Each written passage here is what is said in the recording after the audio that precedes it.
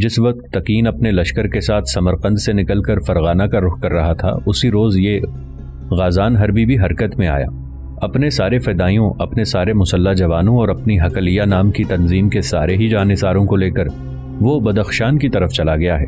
سلطان محترم، ہمارے اندازے کے مطابق تکین اور غازان حربی نے دو مختلف سمتوں کی طرف جانے کی کارروائی باقاعدہ سوچ اور بچار اور صلاح مشورے سے کی ہے۔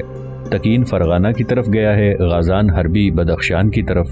ایک نے مغرب کا رخ کیا ہے، ایک نے مشرق کا۔ شاید انہوں نے ایسا اس لیے کیا ہے کہ سلطان جب سمرقند کی طرف آتا ہے تو سمرقند میں اپنا کوئی نیا والی مقرر کر کے لوٹ جائے گا۔ وہ دونوں چونکہ دو مختلف سمتوں میں گئے ہیں، لہٰذا سلطان اپنے لشکر کو تقسیم کر کے ان کا تعاقب نہیں کرے گا، اور اگر تعاقب نہیں کیا جائے گا تو ان کی قوت محفوظ رہے گی۔ تو پھر حالات کو سامنے رکھتے ہوئے جب بھی موقع ملا وہ دوبارہ سمرقند پر قابض ہو جائیں گے۔ وہ مخبر جب خاموش ہوا تو سلطان نے ایک لمبا سانس لیا، چہرے پر ہلکی سی مسکراہٹ نمودار ہوئی، پھر اس مخبر کو مخاطب کر کے کہنے لگا، تم اور تمہارا ساتھی برف باری میں سفر کر کے تھک گئے ہوگے، پہلے جا کر کھانا کھا لو اور اس کے بعد آرام کرو، جب مجھے ضرورت ہوئی میں تم لوگوں کو طلب کر لوں گا۔ اس کے ساتھ ہی وہ مخبر وہاں سے نکل گئے۔ سلطان کے خیمے میں اس وقت ارسلان، برسق، بدران، عثمان جگ کے علاوہ دیگر سالار بیٹھے ہوئے تھے۔ سلطان کچھ دیر تک سوچتا رہا، پھر سلطان گفتگو کا آغاز کرنا ہی چاہتا تھا کہ ارسلان نے سلطان کو مخاطب کیا، سلطان محترم، میں جانتا ہوں اس موقع پر آپ یہ کہنا چاہیں گے کہ تکین اور حقلیہ تنظیم کے سربراہ غازان حربی سے ہمیں کیسے اور کس طرح نمٹنا چاہیے۔ سلطان محترم، جو کچھ مخبروں نے کہا ہے وہ بات میرے دل کو لگی ہے۔ اس تکین اور غازان حربی کو کھلا چھوڑ کر ہمیں یہاں سے واپس نہیں جانا چاہیے، مکمل طور پر ان کا قلع کما ہونا چاہیے۔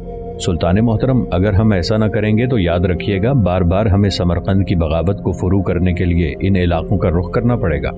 تھوڑی دیر کے لیے ارسلان رکا، پھر اپنی گفتگو کا سلسلہ جاری رکھتے ہوئے وہ کہنے لگا، سلطان محترم، میں نہیں جانتا اس وقت آپ نے کیا فیصلہ کیا ہے، میرے ذہن میں ایک تجویز ہے، پہلے وہ میں آپ سے گزارش کرنا چاہتا ہوں، اس کے بعد جو آخری فیصلہ آپ کریں گے اسی پر عمل کیا جائے گا۔ سلطان محترم، جو کچھ میں نے سوچا ہے اس کے مطابق میں چاہتا ہوں کہ تکین کا معاملہ آپ میرے سپرد کر دیں، بدران کو بھی میرے ساتھ کر دیں۔ میں اور بدران ایک لشکر کے ساتھ جو اکثر و بیشتر ہماری کمانداری میں فرائض انجام دیتا ہے، آج رات ہی یہاں سے کوچ کریں گے اور فرغانہ کا رخ کریں گے۔ تکین کا خاتمہ یا اس سے خوفناک انداز میں نمٹنا انتہائی ضروری ہے۔ اگر ایسا نہیں کرتے تو کل کو پھر وہ قاشغر سے نکلے گا، سمرقند پر اگر قابض نہ ہوگا تو سمرقند میں اپنے مفاد کی خاطر بغاوت کرانے کی ضرور کوشش کرے گا۔ جہاں تک حقلیہ تنظیم کے سربراہ غازان حربی کا تعلق ہے تو سلطان محترم، ان کے پیچھے آپ برسق اور عثمان جگ کو لگا دیں۔ ایک بار ہم تکین کے لشکر اور غازان حربی کو اور اس کے جانثاروں کا خاتمہ کرنے میں کامیاب ہو گئے تو سلطان محترم، میں آپ کو یقین دلاتا ہوں آنے والے دور میں سمرقند کے اندر ہمارے خلاف کوئی بغاوت اور سرکشی نہیں ہوگی۔ لشکر میں جس قدر لشکریوں سالاروں کے اہل خانہ ہیں وہ اس لشکر کے اندر رہیں گے جو آپ کے ساتھ رہے گا۔ آپ اپنے ساتھ انز کو رکھیں، یہ جنگ کا بہترین تجربہ رکھتا ہے۔ آپ اپنے حصے کے لشکر کے ساتھ چند روز تک یہیں قیام کیے رکھیں، لشکری بھی سستا لیں گے، آرام کر لیں گے۔ لشکر کے اندر جو لشکریوں کے اہل خانہ ہیں انہیں بھی آرام کرنے کا موقع مل جائے گا۔ پھر جب آپ کے پاس خبریں پہنچیں کہ ہم نے تکین اور حقلیہ تنظیم پر مکمل طور پر قابو پا لیا ہے تو آپ اپنے حصے کے لشکر کے ساتھ سمرقند کی طرف بڑھیں۔ میں اور بدران اپنے لشکر کے ساتھ، جبکہ برسق اور عثمان جگ بھی حقلیہ کی تنظیم سے نمٹ کر سمرقند پہنچ جائیں گے۔ ارسلان یہاں تک کہنے کے بعد رکا، کچھ سوچا، پھر سلطان کو مخاطب کرتے ہوئے کہنے لگا، سلطان محترم، اس موقع پر ایک اور بھی تجویز میرے ذہن میں ہے۔ سمرقند کے سلسلے میں آپ کو میں ایک اور مشورہ دینا چاہتا ہوں تاکہ آنے والے دور میں ان سمتوں سے ہم بغاوت اور سرکشیوں سے محفوظ رہیں۔ سلطان محترم، یہ مشورہ ہے، کوئی آخری فیصلہ نہیں ہے، آخری فیصلہ آپ کے ہاتھ میں ہے۔ میں چاہتا ہوں جب حالات کو ہم ٹھیک کر لیں، تکین کا خاتمہ ہو جائے، حقلیہ تنظیم کو بھی نیست و نابود کر دیا جائے تو انز کو سمرقند کا والی مقرر کر دیا جائے۔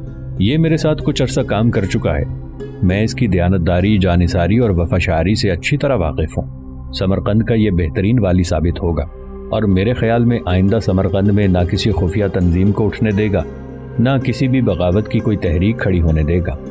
ارسلان جب خاموش ہوا تو سلطان تھوڑی دیر تک مسکراتے ہوئے اس کی طرف دیکھتا رہا، پھر کہنے لگا، ارسلان میرے بیٹے، جو کچھ تم نے کہا ہے یوں جانو یہ آخری ہے۔ تم اور بدران تکین کا رخ کرو گے، برسق اور عثمان بدخشان کی طرف حقلیہ تنظیم کے تعاقب میں جائیں گے۔ میں اور انز چند روز تک یہیں قیام کریں گے۔ समरकंद में दाखिल होने के बाद जो सबसे पहला काम किया जाएगा कि अंज को समरकंद का वाली मुकर्रर किया जाएगा, इसलिए कि सुल्तान कहते कहते खामोश हो गया, इसलिए कि लश्कर में बर्फबारी के बावजूद मगरिब की नमाज की अजान सुनाई दी थी। सुल्तान अपनी जगह उठ खड़ा हुआ और कहने लगा, अरसलान मेरे बेटे, लश्कर की तरफ जाओ। लश्करियों से कहो कि बड़े बड़े शामियानों में जो हम सामान्य रसद के लिए नस्ब करते हैं, उनके नीचे छोटे छोटे गिरोहों में बाजमात नमाज अदा करें। इसके बाद लश्करियों के खाने का एहतमाम किया जाएगा। खाना खाने के बाद हम सब एक बार फिर जमा होंगे और तुम और बदरान तकीन की तरफ कूच कर जाना। बरसिक और उस्मान जक बदख्शान का रुख करेंगे। इसके साथ ही मगरिब की नमाज के बाद सब खैमे से निकल गए। नमाज अदा करने के बाद सब सालार एक दफ़ा फिर सुल्तान के खैमे में जमा हुए। लश्कर के दोनों हिस्सों ने जहां फरगाना और बदख्शान की तरफ रवाना होना था, उनके लिए रसद की फराहमी का सामान किया गया। जंग तूल पकड़ने की सूरत में उनके लिए कुमक के इंतजामात को भी आखिरी शक्ल दी गई। इसके बाद सुल्तान ने इजलास खत्म कर दिया। बर्फबारी अभी तक जारी थी, हर चीज दुबक और ठिठर के रह गई थी। अरसलान जब सुल्तान के खैमे से निकला तो बदरान को मुखातिब करके कहने लगा, बदरान, मेरे ख्याल में पहले अपने हिस्से के लश्कर की तरफ जाते हैं। लश्कर से कहते हैं कि खाना खाकर बिल्कुल तैयार रहे, इसके बाद हम कूच करेंगे। इस पर बदरान जवाब में कुछ कहना ही चाहता था कि बरसिक और उस्मान जक भी उनके करीब आन खड़े हुए। फिर बदरान बोल पड़ा, अरसलान मेरे भाई, ऐसा करने की जरूरत नहीं। मैं लश्करियों को पहले ही मुस्तैद कर चुका हूँ, बल्कि बरसिक भी अपने हिस्से के लश्कर को तैयार रहने का हुक्म दे चुका है। अब खाना खाएं, इसके बाद सुल्तान के हुक्म के मुताबिक कूच करते हैं। बदरान जब खामोश हुआ तो बरसिक बोल पड़ा, मेरे ख्याल में आज खाना सब इकट्ठे खाते हैं। इस पर बदरान मुस्कुराते हुए कहने लगा, इकट्ठे हम 3 खा सकते हैं, 4 नहीं, इसलिए कि मेरे भाई अरसलान का घोड़ा अखीमूद के अहले खाना अपने खैमे की तरफ ले जा चुके हैं और साथ ही उन्होंने ये पैगाम भी भेज दिया है कि अमीर उनके साथ खाना खाएंगे। इस मौके पर बर्फबारी में खड़े अरसलान ने गौर से बदरान की तरफ देखा, जिस पर बदरान मुस्कुराते हुए कहने लगा, अरसलान मेरे भाई, मैं गलत नहीं कह रहा। आपका घोड़ा वाकई अखीमूद के अहले खाना ले जा चुके हैं और साथ ही आपके लिए पैगाम भी दिया था कि आप खाना उनके पास खाएंगे, इसलिए कि उन्हें खबर हो चुकी है कि आपने अपने हिस्से के लश्कर के साथ कूच करना है। लिहाजा सिर्फ मैं, बरसिक और उस्मान इकट्ठे खाना खाएंगे, इसके बाद यहाँ से कूच किया जाएगा। इसके साथ ही बदरान, बरसिक और उस्मान एक तरफ हो लिए, जबकि अरसलान अखीमूद के खैमे का रुख कर रहा था। जब वो अखीमूद के खैमे के करीब पहुंचा तो उसने देखा कि खैमे के करीब ही जो घोड़े और दूसरे जानवर बांधने के लिए छप्पर बना हुआ था, उसमें बहुत से जानवर बंधे थे, जिनमें अरसलान का घोड़ा भी था। घोड़े पर जीन डाली जा चुकी थी। अरसलान छप्पर नुमा अस्तबल में दाखिल हुआ, घोड़े का जायजा लिया। उसके घोड़े की जीन के साथ पानी का मशकीज़ा, फालतू कपड़े की खरजीन बड़े सलीके और करीने के साथ बंधी हुई थी। घोड़े को अभी दहाना नहीं चढ़ाया गया था और घोड़े के आगे चारा भी डाल दिया गया था। थोड़ी देर के लिए अरसलान ने अपने घोड़े का जायजा लिया, उसकी गर्दन थपथपाई, फिर वहां से निकलकर अखीमूद के खैमे के दरवाजे पर आकर खंगारा। सबने उसे वहां देख लिया था। सबसे पहले जोबा ने उसे मुखातिब किया, अमीर, खंगार कर ना आपको अपनी मौजूदगी की खबर देने की जरूरत है और ना ही इजाजत लेने की, आप अंदर आ जाएं। अरसलान अंदर दाखिल हुआ। चारों ने अपनी जगह से उठकर उसका इस्तकबाल किया। आगे बढ़कर अरसलान अखीमूद के पहलू में बैठ गया। गुफ्तगू का आगाज जोबा ने किया था, अमीर, आपके फरगाना की तरफ कूच करने की खबर हमें पहले पहुंच चुकी है। आप बुरा न मानिएगा, मैंने ही कहकर आपका घोड़ा यहाँ मंगवा लिया था। घोड़े पर मैंने जीन डाल दी है, पानी का मशकीज़ा, फालतू कपड़े की खरजीन भी आपके घोड़े की जीन के साथ बांध दी है। घोड़े के आगे चारा भी डाल दिया है। साथ ही मैंने बदरान भाई को यह भी कह दिया था कि आज आप खाना हमारे साथ खाइएगा, फिर रुखसत हो जाइएगा, इसलिए कि रास्ते में हमने अपने तौर पर खाने पीने की चंद चीज़ें खरीदी थीं। जोबा ने अपनी बात मुकम्मल न की थी कि कुछ कहना चाहती थी कि गरियाद बोल पड़ी, जोबा, बातें बाद में होंगी, पहले आओ खाना लगाएं। सब बैठ के खाना खाते हैं, इसके बाद जो तुम कहना चाहती हो कह लेना। इस पर जोबा उठ खड़ी हुई। नरसल की चटाई बिछाकर उस पर खाना लगा दिया गया। सब ने मिलकर खाना खाया। इसके बाद अरसलान उठ खड़ा हुआ और कहने लगा, मैं अब आपसे रुखसत चाहता हूँ। घोड़ा लेकर अपने हिस्से के लश्कर में जाऊंगा। बदरान भी खाना खाकर वहां पहुंच जाएगा। इसके बाद हम यहाँ से कूच करेंगे। मैं और बदरान फरगाना का रुख करेंगे। हम काशगर के बादशाह के भाई तकीन से निपटेंगे, जबकि समरकंद के अंदर हकलिया नाम की एक तंजीम जन्म ले चुकी थी। इस तंजीम का सरबरा अपने फिदाइयों को लेकर बदख्शान की तरफ भागा है। बरसिक और उस्मान उसके ताक़ुब में निकलेंगे। अरसलान जब खड़ा हुआ, जोबा भी अपनी जगह पर खड़ी हो गई। ایک طرف رکھی چمڑے کی خرجین اس نے اٹھا کر اپنے کندھے پر ڈالی۔ ارسلان کی طرف دیکھتے ہوئے کچھ کہنا چاہتی تھی کہ غریات بول پڑی، بھائی حسب سابق آج بھی زوبا ہی آپ کو رخصت کرے گی، اس لیے کہ باہر تیز برف باری ہے، میں، بابا اور اماں تو باہر نہیں نکلیں گے۔ ارسلان مسکرایا اور کہنے لگا، آپ تینوں کے ساتھ ساتھ زوبا کو بھی باہر نکلنے کی ضرورت نہیں ہے۔ زوبا، یہ جو کندھے پر خرجین ڈال رکھی ہے تم نے، اس میں کیا ہے؟ زوبا مسکرائی اور کہنے لگی، یہ خرجین میری نہیں آپ کی ہے، اس میں کھانے پینے کی کچھ اشیاء میں نے ڈالی ہیں، اس میں کم از کم 1 ہفتے کے لیے آپ کے لیے کھانے پینے کی اشیاء کافی ہیں، خشک پھل بھی اس میں رکھ دیے ہیں، اور یہ کام میں نے اور غریات بہن دونوں نے کیا ہے۔ میں نے آپ سے کہا نا کہ ادھر آتے ہوئے راستے میں ہم نے ضرورت کی کافی چیزیں خریدی تھیں، ان میں خشک تازہ پھل بھی تھے۔ اس پر ارسلان آگے بڑھا، زوبا کے قریب آیا، ہاتھ اپنا آگے بڑھایا اور کہنے لگا، اگر یہ بات ہے تو یہ خرجین مجھے دو اور تم یہاں بیٹھو، اس انگیٹھی کے آگے آگ روشن ہے، اس کی وجہ سے خیمہ گرم ہے، باہر سخت سردی ہے، ویسے بھی تمہیں باہر جانے کی ضرورت نہیں ہے، تم میرے گھوڑے پر زین ڈالنے کی عادی ہو اور وہ ڈال چکی ہو، باقی صرف یہی کام ہے کہ خرجین گھوڑے کے ساتھ باندھ کر میں اس کو دہانا چڑھاؤں گا اور رخصت ہو جاؤں گا۔ زوبا تیز نگاہوں سے ارسلان کی طرف گھورنے لگی، کچھ کہنا چاہتی تھی کہ اس سے پہلے غریات بول پڑی، ارسلان میرے بھائی ایسا نہیں ہوگا، یہ آپ کا یک طرفہ فیصلہ ہے اور یک طرفہ فیصلہ کبھی بھی قابل قبول نہیں ہوتا، آپ زوبا کو بھی غور سے سنیں، اس کے فیصلے کو بھی اہمیت دیں، اگر یہ آپ کو رخصت کرنے کے لیے آپ کے گھوڑے تک جانا چاہتی ہے تو آپ اسے روکیں نہیں۔ غریات کو بھی خاموش ہو جانا پڑا، اس لیے کہ اس موقع پر اخیموت بول پڑا، بیٹے روکنا چاہیے بھی نہیں، میرے بچے صرف حالات اور سلطان ہی نہیں بلکہ تم دونوں بھی اپنے آپ کو ایک دوسرے کے حوالے کر چکے ہو، اگر سمرقند کی یہ مہم نہ نکلتی تو میرے بچے اب تک سلطان اور نظام الملک توسی بڑے کر و فر کے ساتھ دونوں کی شادی کا اہتمام کر چکے ہوتے، تم دونوں کی شادی اس مہم کی وجہ سے ہی التوا میں ڈالی گئی ہے۔ ارسلان میرے بیٹے، جب زوبا تمہارے اور تم زوبا کے جسم کا ایک حصہ ہو، لہٰذا جو بھی فیصلہ ہے دونوں نے مل کر کرنا ہے۔ جب تک اخیموت بولتا رہا، زوبا اور ارسلان مسکراتے رہے۔ اخیموت جب خاموش ہوا تو زوبا کہنے لگی، باتیں ختم، چلیں چھپر میں اپنے گھوڑے کی طرف چلیں۔ ارسلان چپ چاپ خیمے سے نکلا، زوبا بھی اس کے پیچھے پیچھے خیمے سے نکل گئی۔ دونوں نے اس چھپر کا رخ کیا جہاں ارسلان کا گھوڑا بندھا ہوا تھا۔ خیمے سے تھوڑی دور جا کر ارسلان رک گیا، اس کے پیچھے پیچھے سر جھکا کر اداسی اور افسردگی میں چلتی ہوئی زوبا بھی رک گئی۔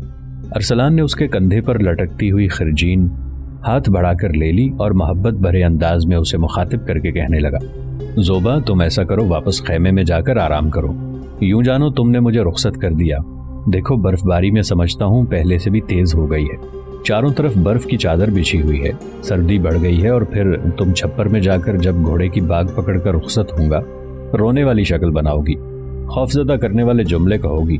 زوبا جو کسی قدر افسردہ اور اداس تھی سنبھل گئی تھی، مسکراتے ہوئے اس نے اپنا ہاتھ ارسلان کے منہ پر رکھ دیا، کہنے لگی، نہیں میں کچھ نہیں کہوں گی، روؤں گی بھی نہیں، رخصت ہوتے وقت کوئی ایسا جملہ بھی نہیں کہوں گی جس سے آپ کی دل شکنی ہو، مگر میں آپ کے گھوڑے تک ضرور آپ کے ساتھ جاؤں گی۔ ارسلان نے کچھ سوچا پھر کہنے لگا، ایک شرط پر میں تمہیں اپنے گھوڑے تک لے جانے کو تیار ہوں، اور وہ شرط یہ ہے کہ تم چپ چاپ مجھے رخصت کرو گی، کوئی ایسا جملہ، کوئی ایسا لفظ ادا نہیں کرو گی جس سے میں یہ سمجھوں کہ میری غیر موجودگی میں تم افسردگی اور پریشانی کا اظہار کرتی رہو گی۔ زوبا آگے بڑھی، بڑے پیارے انداز میں اس نے ارسلان کا ہاتھ اپنے ہاتھ میں لیا اور کہنے لگی، ٹھیک ہے جیسا آپ کہتے ہیں، میں ایسا ہی کروں گی، چلیں گھوڑے کے پاس چلتے ہیں۔ دونوں چھپر میں داخل ہوئے، خرجین ارسلان نے زین کے ساتھ باندھ دی، 2-3 بار گھوڑے کی گردن تھپتھپائی، گھوڑے کی گردن کے ساتھ لٹکتا ہوا دہانا اس نے گھوڑے کے منہ پر چڑھایا، پھر بڑے پیارے انداز میں اس نے زوبا کا گال تھپتھپایا اور کہنے لگا، میرے بعد خوش رہنا اور میری فتح مندی کی دعا کرنا، اب آؤ میرے ساتھ۔ اس کے ساتھ ہی بائیں ہاتھ سے ارسلان نے گھوڑے کی باگ تھامی، دائیں ہاتھ میں زوبا کا ہاتھ اپنے ہاتھ میں لیا، چھپر سے نکل کر خیمے کی طرف آیا، ارسلان وہاں کھڑا ہو گیا، زوبا سے کہنے لگا، تم جاؤ خیمے میں آرام کرو، تم خیمے میں داخل ہوگی تو پھر میں گھوڑے پر سوار ہو کر اپنے لشکر کی طرف جاؤں گا۔ زوبا چپ چاپ خیمے میں داخل ہوئی، تاہم وہ دروازے پر رک کر ارسلان کو دیکھنے لگی تھی۔ ارسلان گھوڑے پر سوار ہوا اور اپنے لشکر میں چلا گیا۔ زوبا اندر جا کر انگیٹھی میں جلتی ہوئی آگ کے پاس بیٹھ گئی تھی۔ ارسلان اپنے لشکر میں گیا، وہاں بدران اور دوسرے سالار اس کا انتظار کر رہے تھے۔ تھوڑی دیر بعد وہ اور بدران دونوں اپنے لشکر کو لے کر فرغانہ کی طرف کوچ کر گئے تھے، جبکہ ان کے ساتھ ہی ساتھ برسق اور عثمان بھی بدخشان کا رخ کر رہے تھے۔ رات کی گہری تاریکی میں ارسلان اور بدران تیز برف باری کے باوجود فرغانہ کی طرف سفر کر رہے تھے۔ فرغانہ دریائے سیحوں اور دریائے جیحوں کے وسط میں واقع ہے۔ خصوصیت کے ساتھ اس سارے علاقے کو وادی فرغانہ کہہ کر پکارا جاتا ہے۔ اس کے شمال میں کوہستان چتکل، مشرق میں جبل فرغانہ اور جس کے جنوب میں کوہستان الائی واقع ہے۔ دریائے سیحوں کے جنوبی کنارے پر ایک کھلی جگہ کے ذریعے وادی فرغانہ دوسرے علاقوں سے مربوط ہوتی ہے۔ ان علاقوں میں اسلام کی آمد کے بعد ترک آباد ہوئے۔ 19ویں صدی میں روسیوں نے بھی یہاں آ کر آباد ہونا شروع کر دیا تھا۔ زمانہ قبل اسلام میں چینیوں نے وادی فرغانہ پر حملہ کیا۔ چین کی تاریخی کتب سے وادی فرغانہ سے متعلق جو حالات ملتے ہیں ان کے مطابق ان سرزمینوں میں 3 سے 7ویں صدی تک ایک ہی خاندان حکومت کرتا رہا تھا۔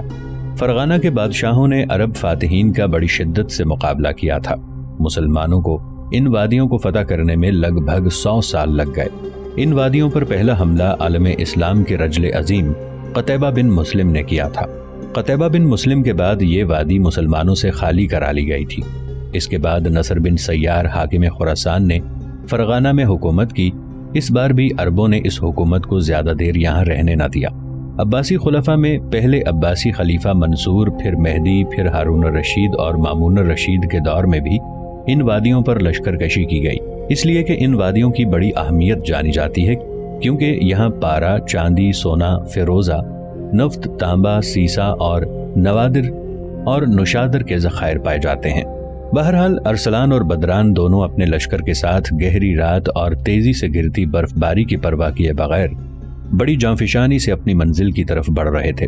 کاشغر کے بادشاہ کے بھائی تکین نے اس وقت اپنے لشکر کے ساتھ دریائے سیحوں کے کنارے پر پڑاؤ کیا ہوا تھا۔ وہ اپنی جگہ مطمئن تھا اور سوچ بھی نہیں سکتا تھا کہ دریائے سیحوں کے کنارے آ کر بھی سلطان ملک شاہ سلجوقی کا کوئی لشکر اس پر حملہ آور ہو سکتا ہے یا اس پر شبخون مارنے کی ابتدا کر سکتا ہے، اس لیے کہ اس نے اپنی دانست میں سلطان کے خلاف ایک ایسا جال بچھایا تھا جسے سمیٹنا سلطان کے بس کے بات نہیں تھی۔ اس نے اپنے ذہن میں یہ سوچ رکھا تھا کہ اس نے سلطان ملک شاہ سلجوقی کے لیے 3 محاذ کھول دیے ہیں۔ ایک اس کا اپنا محاذ کہ وہ اپنے لشکر کے ساتھ سمرقند سے نکل کر دریائے سیحوں کے کنارے پڑاؤ کر کے اپنے آپ کو محفوظ خیال کرنے لگا تھا۔ دوسرا محاذ غازان حربی کا تھا جو اپنے عقیدت مندوں اور فدائیوں کو لے کر بدخشان کی طرف چلا گیا تھا، اور تیسرا محاذ خود سمرقند شہر کا تھا۔ تکین کا خیال تھا کہ سلطان ملک شاہ سلجوقی بیک وقت 3 محاذوں سے نہیں نپٹے گا اور زیادہ سے زیادہ یہی کرے گا کہ سمرقند پر قبضہ کرے گا، وہاں اپنا کوئی نیا والی مقرر کرے گا اور حسب سابق واپس چلا جائے گا۔ اپنے کسی لشکر کو بدخشاں یا دریائے سیحوں کی طرف روانہ کرنے کا خطرہ مول نہیں لے گا، لیکن یہاں سب کچھ الٹ چکا تھا۔ سلطان کے مخبر بڑی باقاعدگی کے ساتھ ارسلان اور بدران کو تکین کے لشکر کے محل وقوع سے آگاہ کر رہے تھے۔ ارسلان اور بدران دونوں کی کوشش تھی کہ وہ اس تیزی سے سفر کریں کہ رات کے پچھلے حصے میں دریائے سیحوں کے کنارے پہنچ کر تکین کے لشکر پر شبخون مارنے میں کامیاب ہو جائیں۔ رات کے پچھلے حصے میں برف باری تھم چکی تھی، فضاؤں کا سکون درہم برہم ہو چکا تھا، اس لیے کہ ہوا کی نرمی اور لطافت خشونت آمیز قہرمانیت میں بدل چکی تھی۔ زمین کا چہرہ برف باری کے باعث چاندی ہو چکا تھا۔ وادیوں میں گشت کرتی برفانی ہوائیں ہر چیز سے ہٹ کر ٹھٹھرانے لگی تھی۔ ایسے میں ارسلان اور بدران دونوں اپنے لشکر کے ساتھ اپنے نقیبوں کی رہنمائی میں دریائے سیحوں کے کنارے نمودار ہوئے۔ پھر بڑی تیزی کے ساتھ وہ اس سمت بڑھے جہاں تکین نے اپنے لشکر کے ساتھ پڑاؤ کر رکھا تھا۔ پھر رات کے سیاہ اندھیروں، چمکتی برف اور شب کے کارکنان قضاء و قدر نے دیکھا کہ ارسلان اور بدران اپنے لشکر کے ساتھ تکین اور اس کے لشکریوں پر اس طرح حملہ آور ہوئے جیسے زمین کی کوکھ میں سورج کی کرنیں اتر کر ہر شے کو تپا کر آوارہ کر دیتی ہیں، جیسے قہر جیسی خاموش ظلمت میں لہر لہر شعلے لپک جاتے ہیں۔ ارسلان اور بدران آکاش کے تیور بگاڑ دینے والی زمین کی امن بھری گھنی چھاؤں کو کریدتے اور زندگی کے نغموں کو زخموں کی پیوند کاری میں تبدیل کر دینے والے عذابوں کی طرح ٹوٹ پڑے تھے۔ یہ ایک انتہائی ہولناک اور جان لیوا شبخون تھا جو ارسلان اور بدران نے تکین کے لشکر پر مارا تھا، اور اس شبخون کے باعث تکین کے لشکر میں گئے زمانوں کے عذاب نزع کے وقت کی طرح نزول کرنے لگے تھے۔ رات کے جانگتے لمحے قہر بھرے بے عکس ہیولوں کی طرح 4 سو رقص گنا ہو گئے تھے۔ چاروں سمت دلوں کے دشت میں خوابوں تک کو مسمار کر دینے والی کرب خیزیوں کی داستانیں اٹھنا شروع ہو چکی تھی۔